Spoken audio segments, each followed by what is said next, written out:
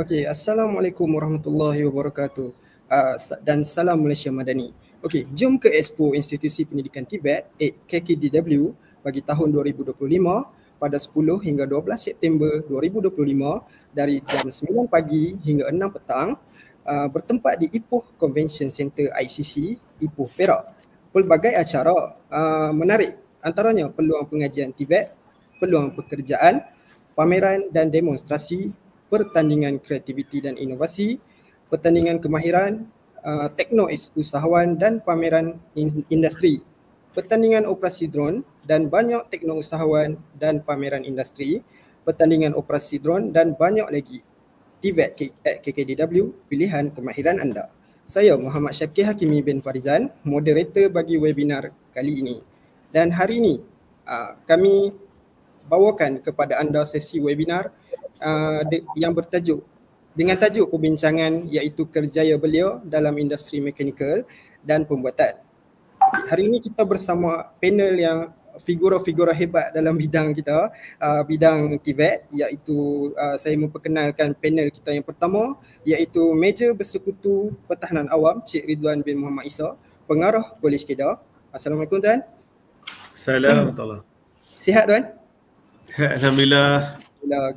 Okey, untuk kita teruskan ke panel yang kedua iaitu Datuk Muhammad Azali bin Muhammad Bakri, Chief Technical Officer Novat dari Alam Serantau Sedia Berhad, lantikan CFO untuk syarikat-syarikat di bawah naungan BIB, Novat Teknologi Sedia Berhad, Scoffic Engineering Sedia Berhad dan Spektrum Dagangan Sedia Berhad, dan juga merupakan seorang yang sangat berpengalaman luas dalam bidang mekanikal. Assalamualaikum Datuk.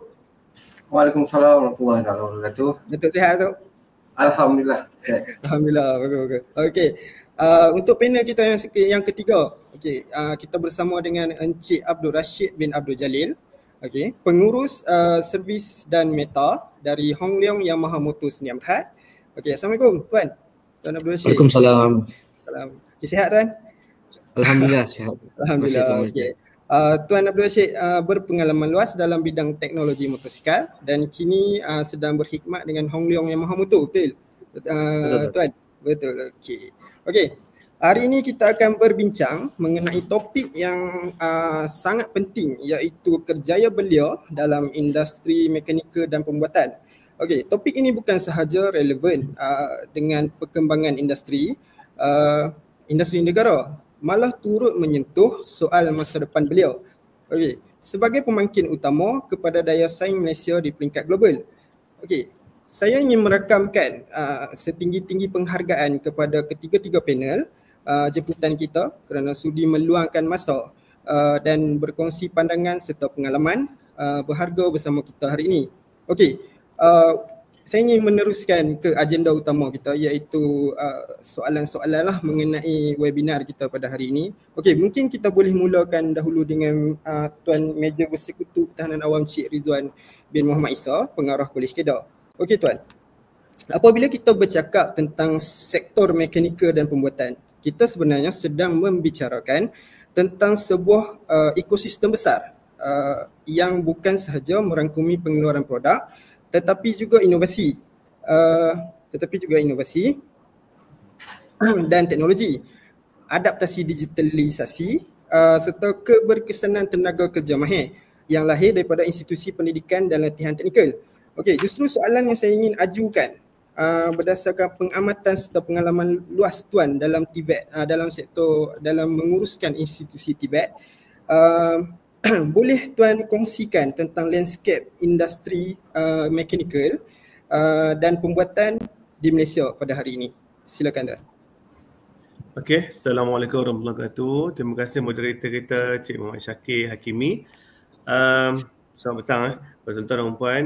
Alhamdulillah kalau kita tengok sekarang ni topik kita ni berkenaan teknologi mekanikal dan juga pembuatan lah. Kalau ikut dalam daripada kami sendiri pihak institusi TVET ni, kita tengok industri mekanikal dan pembuatan di Malaysia ni sangat berkembang lah dari semasa ke semasa, terutamanya dalam bidang automasi dan juga teknologi canggih seperti robotik dan juga kecerdasan buatan ataupun AI yang kita sebut sekarang ni.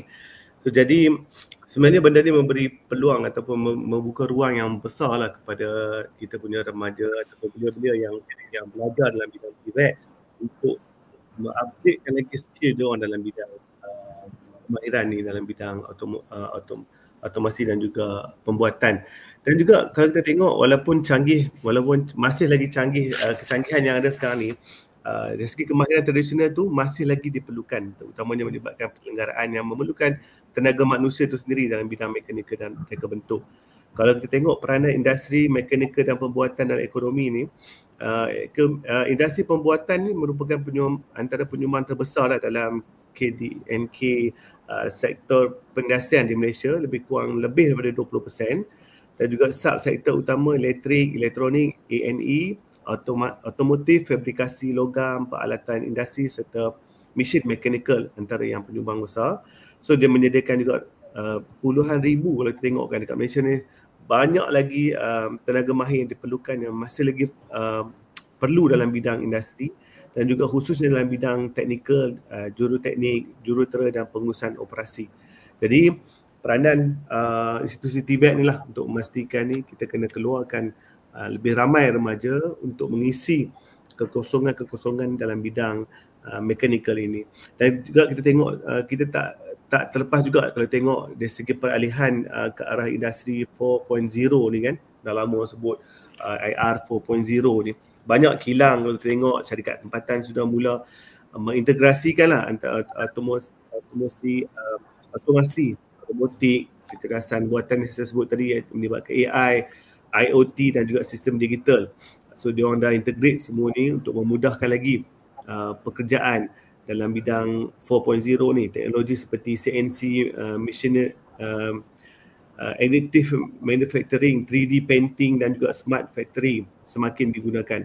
Dan cabaran utama sekarang ni iaitu kekurangan tenaga kerja yang benar-benar mahir dalam bidang digital manufacturing dan juga data analitik yang perlu kita isikan. Jadi saya tengok peluang dalam sektor ni sangat besar kepada belia-belia kita, dan insya-Allah kita akan integrate apa saja yang keperluan teknologi yang terkini dan sangat memainkan peranan penting lah untuk kita berikan kepada belia-belia yang belajar, terutamanya macam kami di Kolej Kedah itu sendirilah, peranan kita yang dalam sektor institusi itu sendiri. Itu dulu untuk pembukaan daripada saya lah, moderator itu Encik Syakir. Saya serahkan balik kepada Encik Syakir. Okey, terima kasih Tuan Cik Ridwan. Okey, terima kasih atas pandangan yang cukup bernas sebentar tadi. Jelas sekali industri mekanikal dan pembuatan kini sedang bergerak pesat ke arah revolusi industri 4.0 dengan teknologi tinggi dan keperluan pasaran global. Okey, perubahan ini tentunya bagi saya membuka peluang baru, tetapi pada masa yang sama turut menuntut belia kita agar bersedia dengan kemahiran baharu serta lebih berdaya tahan tinggi. Okey, saya nak teruskan kita punya webinar hari ini dengan bertanyakan soalan kepada panel yang kedua, iaitu Datuk Azali. Okey Datuk, dalam ekosistem pembangunan negara, sektor mekanikal dan pembuatan sering dianggap sebagai nadi utama yang menyokong pertumbuhan ekonomi serta memperkukuh daya saing Malaysia di pesada global. Okey, lebih penting lagi, sektor ini menawarkan ruang kerjaya yang luas kepada generasi muda, khususnya belia yang bakal menjadi pemangkin masa depan. Okey, soalan saya Datuk, dari sudut industri, mengapa bidang mekanikal dan pembuatan begitu penting kepada belia di Malaysia? Okey, silakan Datuk. Okey, terima kasih kepada moderator kita, Cik Syakir. Okey, industri ini penting kerana ia merupakan nadi kepada pembangunan negara yang melibatkan sektor otomotif, mesin, fabrikasi logam dan teknologi pembuatan moden. Beliau berpeluang mendapat pekerjaan stabil dengan gaji kompetitif serta ruang untuk berkembang sebagai juruteknik, jurutera ataupun usahawan. Ya. Contoh macam Malaysia masih lagi destinasi strategik pelaburan syarikat antarabangsa. Ya, kalau kita lihat sekarang ni contoh-contoh lah. Seperti semiconductor, otomotif, elektrik, komponen mekanikal dan berketepatan tinggi. Jadi kat sini kalau kita lihat kawasan-kawasan yang hub utama lah di Malaysia macam Pulau Pinang, Selangor, Kedah, Kulim High Tech jadi hub utama lah untuk pelabur-pelabur daripada luar senang kata untuk menjana ekonomi. Ya, industri kecil sederhana IKS SME pula menjadi tulang belakang dalam rantaian bekalan komponen mekanikal dan fabrikasi. Kalau kita tengok mekanikal dan pembuatan ni dekat Malaysia kita masih lagi kurang dan skill untuk kita naikkan. Jadi kemahiran-kemahiran ni kita masih perlukan untuk kita kembangkan kepada IR 4.0 lah, seperti mana meja bersekutu Cik Rizwan maklumkan tadi. Okey, terima kasih. Okey, terima kasih Datuk atas penerangan tersebut. Okey, daripada apa yang saya dapat daripada apa yang Datuk jelaskan tadi, jelaslah bahawa kelestarian kerjaya dalam industri mekanikal pembuatan tidak hanya bertunjangkan kemahiran teknikal tetapi turut menuntut kemahiran insaniah, keupayaan berkomunikasi tuntas, berkepimpinan berwibawa, sinergi berpasukan serta adaptasi terhadap ekosistem kerja. Okey, ini memperlihatkan bahawa keseimbangan antara kepakaran teknikal dengan kecerdasan insaniah merupakan prasyarat utama bagi beliau untuk tampil relevan dan berdaya saing di pentas industri. Okey, saya nak teruskan webinar kita dengan bertanyakan soalan kepada panel kita yang ketiga iaitu Encik Abdul Rashid. Okey, Encik Abdul Rashid. Walaupun beliau sering digambarkan sebagai tulang belakang masa depan industri, terdapat pandangan bahawa program latihan yang disediakan oleh industri masa depan industri, terdapat pandangan bahawa program latihan yang disediakan oleh banyak syarikat, maksudnya syarikat lah, masih bersifat terhad, okey, fragmentary dan tidak menyeluruh. Ini menimbulkan tanda tanya tentang kesungguhan industri dalam membangunkan bakat beliau. Okey, soalan saya Encik Abdul Rashid, dari sudut pandang industri, sejauh mana syarikat di Malaysia menyediakan program latihan yang memadai untuk membantu beliau mengasah kemahiran mereka? Silakan Encik Abdul Rashid. Okey, terima kasih Tuan Moderator. Jadi saya berpandangan bahawa TVET ini memainkan peranan yang sangat penting dalam membentuk masa depan belia, terutamanya dalam menyediakan kemahiran yang praktikal dan berfokus industri dan boleh digunakan pakai dalam industri pekerjaan. Okey. Jadi untuk ubah perkara ini, saya lihat ada beberapa pendekatan penting yang perlu dilakukan, iaitu yang pertama sekali pendedahan awal di peringkat sekolah menengah. Okey, jadi pelajar perlu diberi maklumat yang jelas dan bahawa potensi pekerjaan melalui TVET ini ada. Dan ramai sebenarnya tak tahu bahawa graduan TVET boleh juga menjadi jurutera, usahawan atau tenaga pengajar, bukan sekadar dia orang panggil tukang ataupun foreman ataupun budak kilang semata-mata. Alright. Jadi yang kedua, kerjasama erat antara institusi latihan dan industri. Okey. Jadi bila mana pelajar ni dijalankan latihan industri dalam industri yang sebenar, mereka akan lebih bersedia dan juga meningkatkan keyakinan. Mereka juga mendapat mudah untuk mendapat peluang pekerjaan selepas mereka tamat latihan. Baik, dan yang ketiga iaitu peluang perkembangan kerjaya yang luas. Okey, jadi graduan TVET ni kebanyakan mereka tak tahu mereka juga mampu untuk menyambung pengajian ke tahap yang lebih tinggi. Malah juga ada juga program-program yang boleh membawa mereka keluar negara untuk meneruskan pengajian. Okey, jadi penekanan juga harus diberikan kepada pelajar dan juga masyarakat agar mereka nampak bahawa laluan ini sebagai laluan arus perdana, bukan jalan pintas. So sebenarnya mereka ni mungkin tak nampak haluan kerjaya. Jadi kita ini memainkan peranan untuk kita kongsikan, untuk kita sebarkan bahawa haluan kerjaya dalam bidang TVET ini sangatlah luas dan untuk kita kongsikan jugalah kepada mereka. Baik. Terima kasih tuan. Okey, terima kasih Cik Abdul Rashid. Okey, atas penerangan tadi kita dapat lihatlah bahawa program latihan yang cukup sebenarnya telah diberikan oleh pihak industri untuk membangunkan beliau kita kan, untuk mendepani cabaran-cabaran di masa akan datang. Okey, untuk itu saya nak teruskan soalan saya kepada Tuan Pengarah, iaitu Tuan Cik Ridwan. Untuk soalan yang keempat, dalam kerangka teknikal dan vocational, institusi TVET sering dianggap sebagai medan utama melahirkan tenaga kerja mahir yang mampu mendepani tuntutan industri. Okey. Namun realitinya, beliau yang baru ingin menceburi bidang tidak terlepas daripada berdepan pelbagai cabaran. Baik dari segi persepsi masyarakat, tahap kesiapsiagaan, maupun kemampuan menyesuaikan diri dengan budaya pembelajaran yang berorientasikan praktikal. Maksudnya beliau sebelum ini berada di sekolah, bukannya praktikal, maksudnya dalam keadaan belajar yang mengikut arus perdana, bukannya by hand, maksudnya pembelajaran tu. Okey, Tuan Cik Ridwan, dari sudut akademik TVET sebagai pengarah Kolej Kedah, apakah cabaran yang lazim dihadapi oleh beliau ketika mula melangkah ke bidang ini? Okey, silakan Tuan.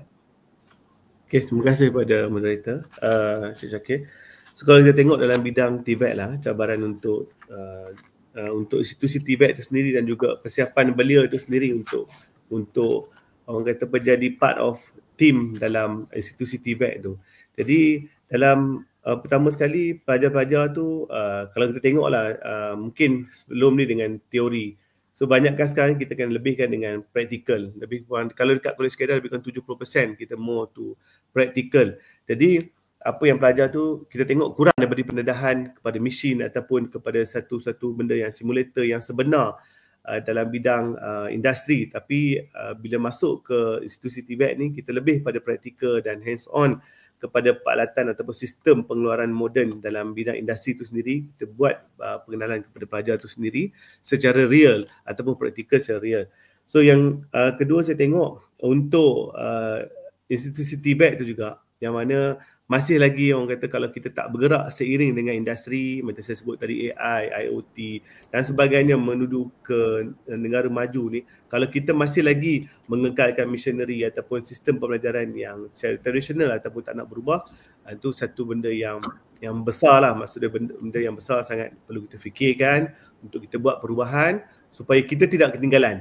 Kalau kita tak berubah, orang tinggal kita, mari kita ke belakang lah kan. Jadi industri ni sentiasa pantasnya dalam bidang otomotif ke ataupun dalam bidang apa saja, dengan kecanggihan sekarang ni sentiasa dia ke depan. Jadi institusi TVET kena adapt, kena terima, kena absorb semua perubahan-perubahan yang terkini dan kita kena bergerak seiring, bukan bergerak ke belakang lagi dah, tapi bergerak seiring atau malah kita lebih laju ke depan supaya pelajar-pelajar yang masuk dalam institusi TVET itu pun dia dah dapat pendedahan yang betul-betul yang memenuhi kehendak industri itu sendiri.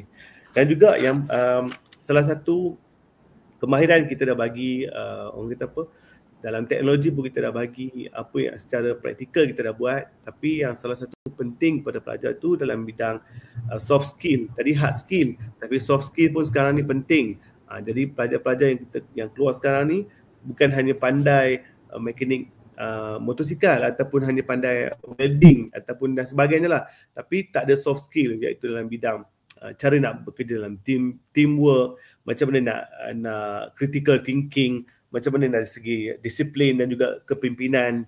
Jadi dia pandai mengimpal contohnya, tapi tak pandai, tak berdisiplin masuk dalam bidang industri pun pihak industri tak akan terima benda-benda macam tu. Jadi peranan institusi TVET tu sangat besar untuk kita integratekan, kita sepadukan ataupun kita sinergikan antara hard skill dan juga soft skill supaya mengeluarkan satu tenaga mahir di pasaran ni yang betul-betul memenuhi dan juga melengkapkan keperluan industri pada masa kini.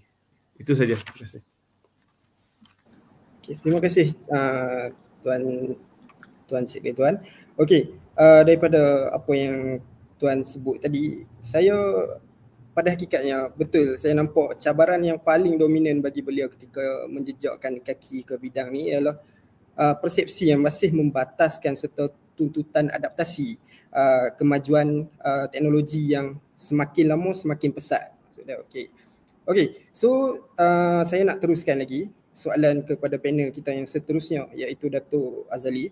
Okey Datuk, sering kali kita mendengar bahawa industri bergerak lebih pantas daripada keupayaan tenaga kerja.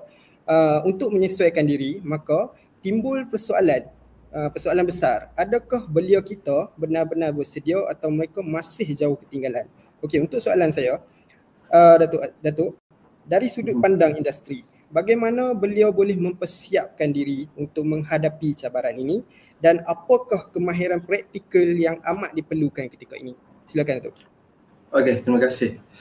Untuk berjaya dalam industri ini, beliau perlu memiliki kombinasi kemahiran teknikal dan juga soft skill. Dari segi teknikal, pengetahuan, dalaman, automasi, reka bentuk. Macam reka bentuk ni, kita pun kalau kita tengok dekat dalam industri, pelbagai software yang dah ada, ya, bukan sahaja CAD, pelbagai. Jadi kat situ kemahiran untuk soft skill ni harus diterapkan lagi lah, ya. Dan penambahan tentang sistem mekanikal sangat penting, ya, sebab bila dalam sistem mekanikal ni pengetahuan senang kata kebanyakannya di luar kotak lah. Kadang kita dapat satu pembuatan sebegini, tapi bila on industri dia agak berbeza sedikit lah. Terutama macam dalam bidang HVAC, ya. Kita dapat ilmu cuma basic sahaja, tapi bila dalam industri kita ikut kepada trend, apa yang ada. Jadi kat situ pelajar ataupun belia perlu adopt dengan teknologi-teknologi yang terkini, ya. Namun kemahiran seperti menyelesaikan masalah, kerjasama pasukan, komunikasi yang berkesan juga semakin dicari oleh majikan. Ya, contoh macam saya sendiri, saya bergerak dalam HVAC, teknikal. Kita kekurangan tenaga mahir. HVAC sendiri pun kita masih lagi kurang, ya. Kebanyakannya masih lagi dalam bergap dalam kelompok yang kecil, ya. Untuk teknologi-teknologi yang lebih besar, mereka masih lagi kurang dalam kemahiran tersebut, ya. Benda ni yang harus kita pupuk daripada TVET. Sebab ni bila kita tak gerakkan daripada awalan, bila dalam industri mereka akan rasa terkebil-kebil, sebabnya tak dapat peluang untuk memperkembangkan lagi. Okey, kebanyakannya memang majikan akan mencari pekerja-pekerja bukan sahaja daripada segi akademik, tapi daripada segi kemahiran berfikir. Contohnya macam dalam fire protection pun kita kurang lagi. Sebab kalau saya lihat daripada industri, kita kurang dalam penglibatan untuk penjagaan keselamatan. Ini pun mungkin kita boleh ketengahkan dalam TVET, ya, untuk pada masa akan datang. Banyak pekerjaan dalam industri mekanikal pembuatan melibatkan kerjasama antara pelbagai jabatan. Jadi kemampuan bekerja dalam pasukan adalah satu kemahiran yang sangat penting lah. Soft skill ini bukan hanya boleh dapat melalui pembelajaran di dalam bilik kuliah, namun melalui penyertaan dalam aktiviti luar bilik kuliah seperti penyertaan dalam program-program pembangunan modal insan, cara berinteraksi. Ini juga dapat membantu membina personality belia dalam menaikkan nilai mereka sebagai yang diperlukan dalam pasaran industri, ya. Kalau tengok daripada industri, kita memang banyak memerlukan. Sekarang dunia ke arah kepada IR 4.0 di mana kecepatan tu dah membatasi. Jadi macam belia-belia kita patutnya boleh masuk dalam program TVET yang dikeluarkan. Dan untuk program yang telah dilaksanakan oleh TVET, kita harap untuk latihan industri. Latihan industri itu perlu dipanjangkan kerana di situ para pelajar ataupun belia dia dapat lagi pengalaman tu. Sebabnya waktu pembelajaran mungkin banyak mendapat pendidikan ikut silibus, tapi di industri mengikut apa yang diperlukan.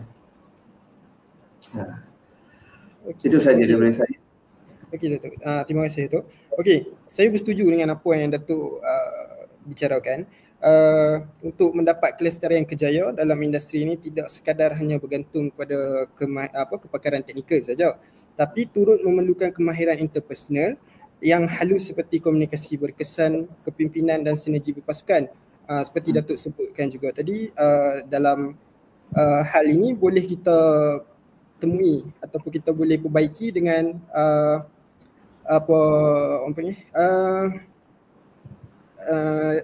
internship ataupun praktikal ketika bekerja kan. So kita boleh dapat benda tu. Okey, so terima kasih Datuk. Okey, saya nak teruskan ke ahli panel yang seterusnya, Abdul Rashid. Syed Abdul Rashid. Okey, pada pandangan Tuan Abdul Rashid, apakah peranan penting sektor TVET dalam membina masa depan beliau dan bagaimana kita boleh menjadikan bidang kemahiran ini sebagai pilihan utama, bukan sekadar pilihan kedua? Okey, silakan Syed Abdul Rashid. Okey, baik. Jadi saya teruskan dengan pandangan. Okey, jadi dari sudut pandangan industri okey, jadi saya rasa kebanyakan industri dah mula sedar bahawa TVET ini merupakan juga salah satu pilihan utama mereka. Okey, jadi jadi program yang dan kursus teknikal juga mula sudah banyak disediakan, dan banyak juga program mentor mentee semakin banyak ditawarkan kepada pekerja baru. Okey, sebagai contoh kita lihat daripada Honda Yamaha dan sendiri, Proton, Morenas, Sapura Energy Sdn Bhd juga, mereka juga banyak menyediakan latihan intensif selama beberapa bulan kepada pekerja baru. Okey, terutama mereka yang baru tamat pengajian. Okey. Jadi latihan ini bukan sahaja membantu mereka meningkatkan kemahiran teknikal, tetapi juga membina keyakinan dalam menghadapi tugas-tugas yang lebih mencabar, di samping membantu belia-belia ini yang baru nak masuk alam pekerjaan ini lebih bersedia dan cepat dapat menyesuaikan diri dalam alam pekerjaan itu sendiri. Okey. Baik. Terima kasih. Terima kasih Tuan Abdul Rashid. Okey. Saya nak teruskan kepada Tuan Pengarah. Okay, Tuan Pengarah, Cik Ridwan. Okey. TVET kini tidak lagi dilihat sekadar sebagai laluan alternatif. Sebaliknya, sebagai pemangkin transformasi tenaga kerja negara. Okey, melalui pendekatan yang lebih praktikal, berorientasikan industri dan berpandangan ke hadapan, TVET diharap dapat melahirkan beliau yang benar-benar relevan dengan kehendak pasaran. Okey, soalan saya Tuan Cik Ridwan, bagaimana TVET berperanan menyokong beliau untuk menceburi serta bertahan dalam industri mekanikal dan pembuatan? Silakan Tuan. Okey, terima kasih Cik Syakir. Kalau bercakap berkenaan institusi TVET, apa yang menyokong tu, semestinya lah kita menyokong untuk belia kita lebih terampil ataupun lebih orang kata berkualiti lah untuk kita keluarkan. Jadi apa yang kita buat dalam institusi TVET itu sendiri, kita banyak memberi pendedahan kepada pelajar-pelajar kita tu untuk lebih kepada hands on ataupun menjalani latihan industri macam yang tadi Datuk Azadi sebut tu. Industri kita bagi latihan industri lebih kurang dalam 3 bulan. Mungkin lepas ni kalau tengok balik, kalau ada keperluan yang lama, kita akan pertimbangkan supaya bila duduk dekat industri, dia orang tengok hands on benda yang sebenar, berhadapan dengan customer, berhadapan dengan majikan, bagaimana nak menyelesaikan masalah, bagaimana nak berhadapi dengan pelbagai orang kata apa, cara hidup lah kan, dia punya nak berurusan dalam bidang industri yang dia orang ceburi tu sendiri, seperti dalam bidang kimpalan ataupun dalam bidang automotif. Dan juga kita juga banyak memberi orang kata apa, bercollaboration lah dengan industri untuk tahu apa yang sebenar, keperluan industri yang sebenar, supaya kita dapat adaptasi ataupun adaptasi lebih awal di dalam semasa dalam proses pembelajaran tu lagi. Pelajar tu dalam bengkel lah, atau kita panggil di bengkel, dalam pusat pengajian, kita dah absorb mungkin dalam 20 ke 30% syllabus yang ataupun orang kata apa, yang diperlukan oleh industri tu, kita apply dalam bidang pendidikan yang sebenar. Jadi saya tengok dalam salah satu lagi, iaitu institusi TVET juga, kita membekalkan kemahiran praktikal yang boleh digunakan terus kepada industri, seperti dalam fabrikasi logam yang melibatkan welding, automotif industri, robotik, reka bentuk, kejuruteraan, CAD, 3D modeling, penyelenggaraan dan kualiti. Ini antara yang kita praktis lah dalam institusi TVET, terutama dalam Kolej Kedah sendiri, iaitu melalui sijil, diploma dan persijilan kompetensi JPK ataupun NOS yang kita bangunkan tu bersama industri, dan juga yang boleh kita naik tarafkan secara berperingkat kepada pelajar-pelajar kita sendiri. Dan juga pelajar kita juga di samping dengan industri, kita juga memberi laluan ataupun artikulasi kepada laluan TVET di bawah KKDW atau Kementerian Kemajuan Desa dan Wilayah ni.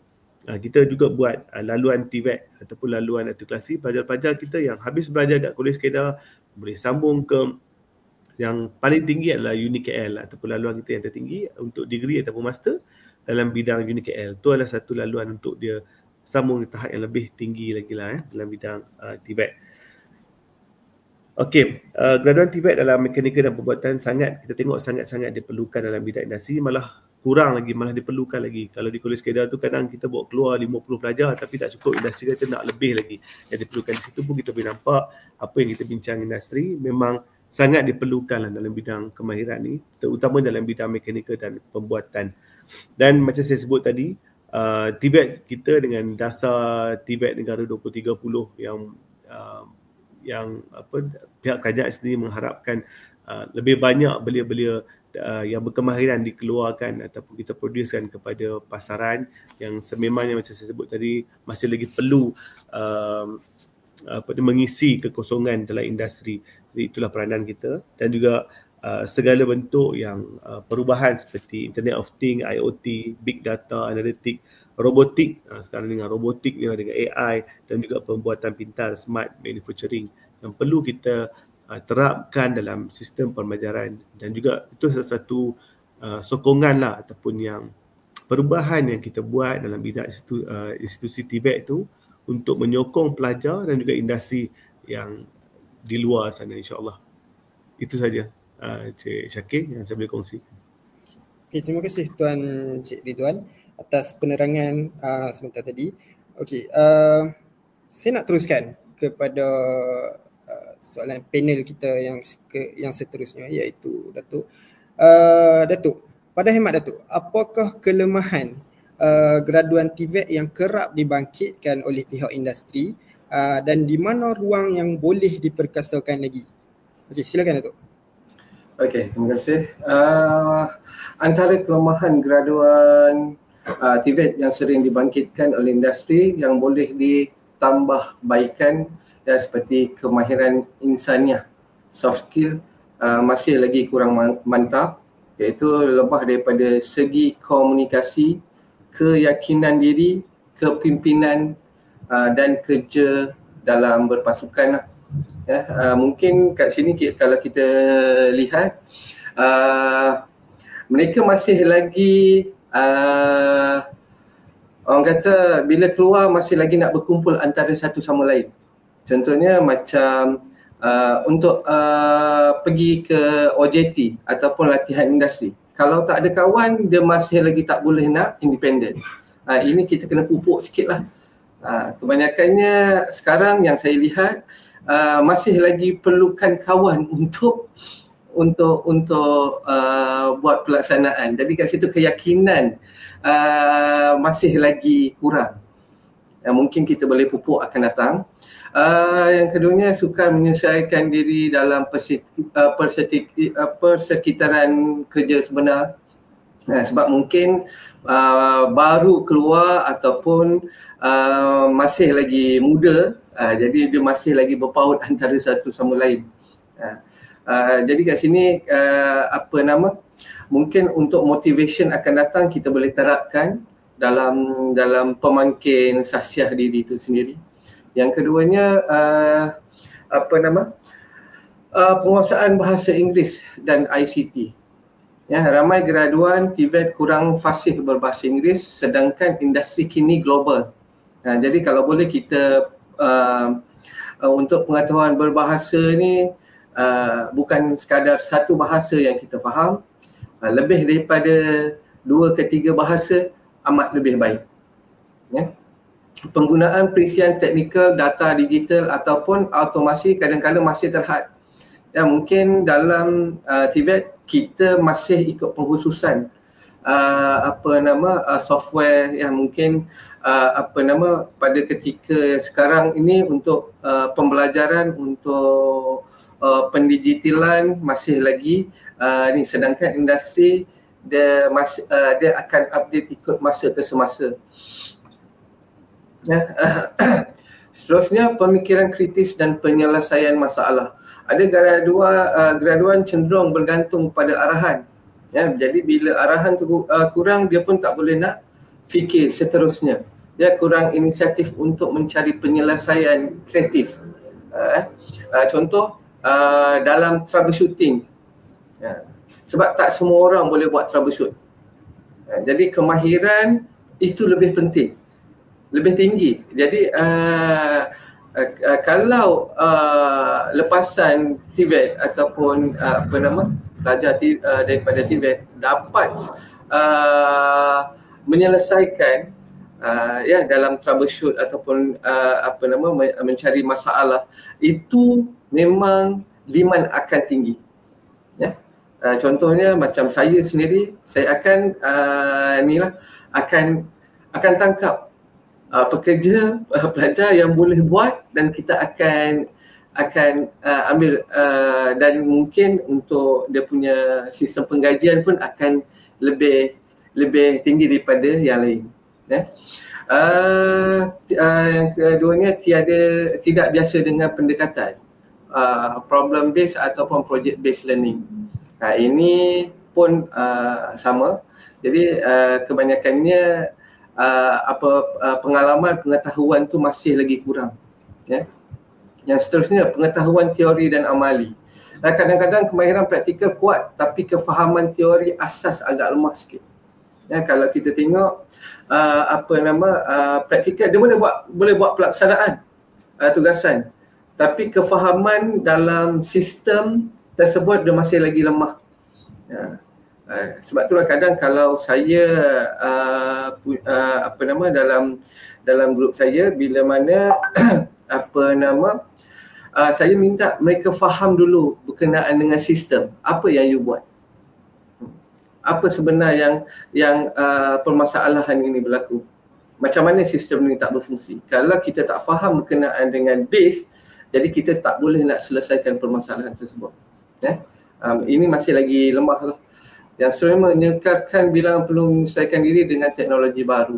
Macam teknologi baru sekarang ni memang banyak syarikat-syarikat pengeluar software, memang dia kalau boleh produk dia memang kita utamakan, tapi kita tengok dulu dalam industri sama ada memerlukan ataupun tidak lagi. Seterusnya keterampilan diri dan etika kerja. Dalam etika kerja, disiplin masa kerja profesional dan sikap bertanggungjawab tu masih lagi lemah, di mana berkenaan dengan masa selalunya masih lagi tidak tepatlah dalam kehadiran, dalam waktu bekerja. ada yang cepat putus asa bila berdepan dengan cabaran di tempat kerja. Ini saya tak boleh nak katakan, tapi dalam industri mungkin generasi sekarang ni dia terlampau advance. Jadi kat situ kurangnya dia punya kecepat putusasaan. Dia kalau boleh dia nak cepat, siap cepat balik. Itu yang berlaku. Jadi keputusasaan tu tinggi. Tapi kalau kita dapat solvekan dia dengan cabaran-cabaran ni, mungkin mereka sini pun sebenarnya boleh diinterruptkan ya dengan perkara-perkara tersebut lah. Seterusnya pendedahan industri amat terhad. Ya, macam latihan industri kadang terlampau singkat. Macam sebelum ni saya terima pelajar daripada institusi yang lain juga, kebanyakannya makin singkat. Daripada 6 bulan, ada yang 4 bulan, ada yang 3 bulan. Jadi bila pendek, dia baru senang kata step pertama, bulan pertama tu dia baru nak adopt. Bulan kedua dia baru nak dapatkan dia punya skill dalam industri. Bulan ketiga dia dah tamat. Sebabnya dia kena siapkan dia punya buku laporan OJT tersebut. Jadi terhad. Itu yang saya maklumkan sebelum ni. Kalau boleh latihan industri tu kita panjangkan sikit. Seperti mana dalam di luar, ya, macam di Itali, untuk pengetahuan dalaman mereka ambil setahun dan seterusnya 2 tahun diorang dibawa keluar untuk menjalani latihan industri. Ya, contohnya macam di Ferrari. Ferrari dia ambil satu pelajar ni untuk diterapkan menjadi profesional. Kalau dia kaji berkenaan dengan gearbox, dia akan asah skill dan dia akan interrupkan supaya pelajar ni menjadi yang profesional berkenaan dengan gearbox. Sama juga dengan engine. Kita terapkan dia menjadi skill workers kat situ. Mungkin kita boleh dekat Malaysia kita boleh terapkan juga macam itulah. Ya. Graduan tidak cukup terdedah kepada budaya kerja sebenar industri yang berteknologi tinggi. Macam saya cakap tadi lah, kalau kita dapat panjangkan sikit supaya latihan-latihan di industri itu dapat diterapkan, ya, supaya mereka masuk balik kepada college ataupun institusi dan dia boleh cuba applykan kepada dan sharingkan ilmu yang ada kepada kawan-kawan yang lain. Ya. Okay, seterusnya kurang kesedaran usahawan. Kalau kita tengok fokus utama bekerja dengan majikan ni ada lebih tinggi lah. Sebab kebanyakannya keluar saya nak kerja, saya nak dapat gaji. Kalau boleh dapat gaji yang tinggi. Bukan mencipta peluang sebagai tekno usahawan. Ya, kita bukan tak nak galakkan usahawan ramai. Tapi dalam dunia usahawan kita perlukan juga pemain-pemain industri. Ya, kalau kita tengok usahawan-usahawan yang dekat luar, kebanyakannya perang harga. That's why saya sendiri pun galakkan untuk ada kesatuan dalam budaya usahawan. Ya, kalau kita tengok dalam budaya usahawan, bila kita ada kesatuan, kita boleh selaraskan harga-harga yang berada di luar sana supaya tak ada perang harga. Ya, sebabnya yang berlaku perang harga ni berlakunya sebabnya kompetitor dengan adanya usahawan bukannya daripada rakyat tempatan juga. Yang itu haruslah kita bendung lah. Okey, langkah penambahbaikan. Yang pertama, pengukuh modal soft skill, kemudahan dui bahasa. Yang keduanya, tingkatkan pendedahan kepada IR 4.0 ya, berkenaan dengan AI, IoT, automasi dan data analitik. Dan ketiga, pembanyakkan projek industri sebenar dan internship yang lebih lama seperti mana saya cakap. Keempat, latihan graduan dengan kemahiran berfikir aras tinggi. Kita selalu terapkanlah berkenaan dengan KBAT. Kelima, masukkan elemen usahawan dalam TVET. Okey, itu sahaja daripada saya, Encik Syakir. Okey, terima kasih Datuk. Okey, saya nak teruskan ke soalan yang seterusnya kepada panel yang seterusnya, iaitu Encik Abdul Rashid. Okey, Encik Abdul Rashid, bagaimana Cik boleh jelaskan kepada apakah peluang kerjaya yang tersedia buat graduan TVET dalam industri mekanikal dan pembuatan masa kini? Silakan Cik Abdul Rashid. Baik. Okey, baik. Jadi banyak pekerjaan yang dalam boleh dalam industri mekanikal dan pembuatan itu sendiri. Okey, salah satunya adalah pekerjaan teknikal dan operasi.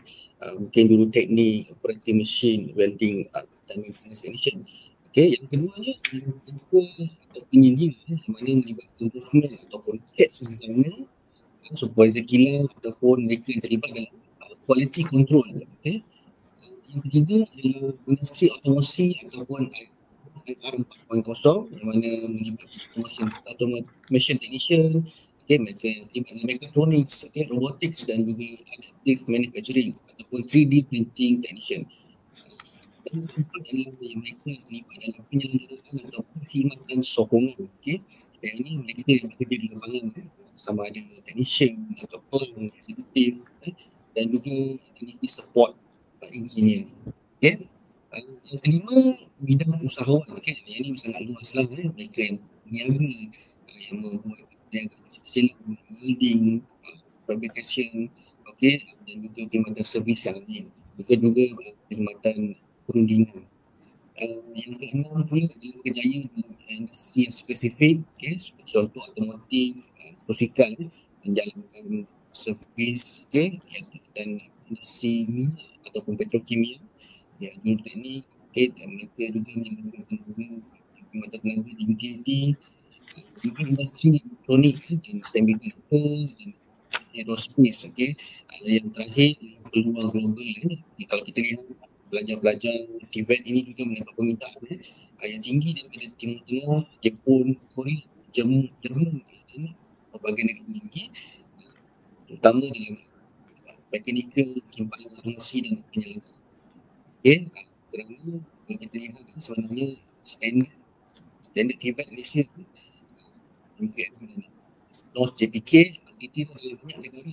Jadi ini juga memudahkan peluang pekerjaan pada pelajar-pelajar kita di luar negara. Terima kasih. Terima kasih Cik Abdul Rashid. Terima kasih juga, kita sudah hampir sampai ke penghujung lah untuk webinar kita pada hari ini. Sebelum tu, sebelum berakhir, mungkin Tuan Cik Ridwan boleh memperkenalkan serba sedikit berkaitan Kolej Kedah pada para penonton. Silakan Tuan. Terima kasih moderator. Saya ambil masa yang sekejap ni ringkas.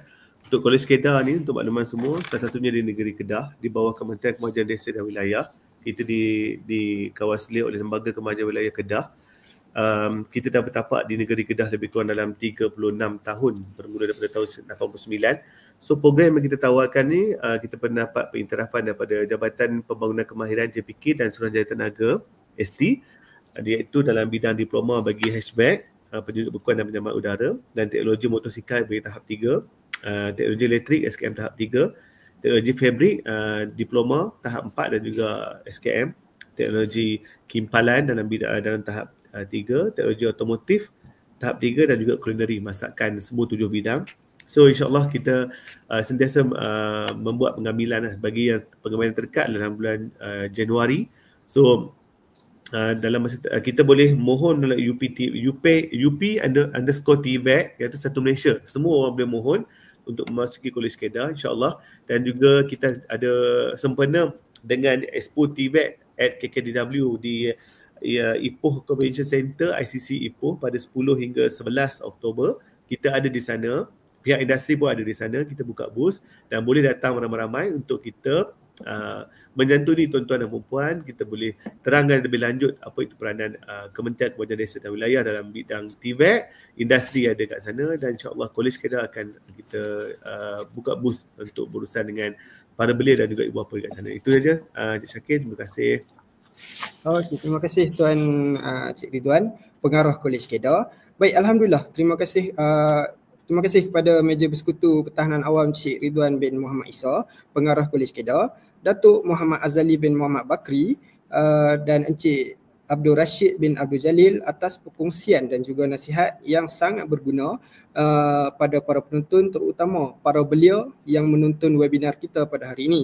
Saya harap sesi ini memberikan inspirasi kepada belia di luar sana untuk mempertimbangkan kerjaya melalui bidang kemahiran, terutama dalam industri mekanikal dan pembuatan. Terima kasih juga kepada semua yang telah menyertai perbincangan hari ini. Semoga kita semua dapat memanfaatkan peluang yang ada dalam industri yang dinamik ini. Sebelum berakhir, jom ke Expo TVET, Institusi Pendidikan TVET at KKDW tahun 2025 pada 10 hingga 12 September 2025 dari 9 pagi hingga 6 petang bertempat di Ipoh Convention Center ICC, Ipoh, Perak.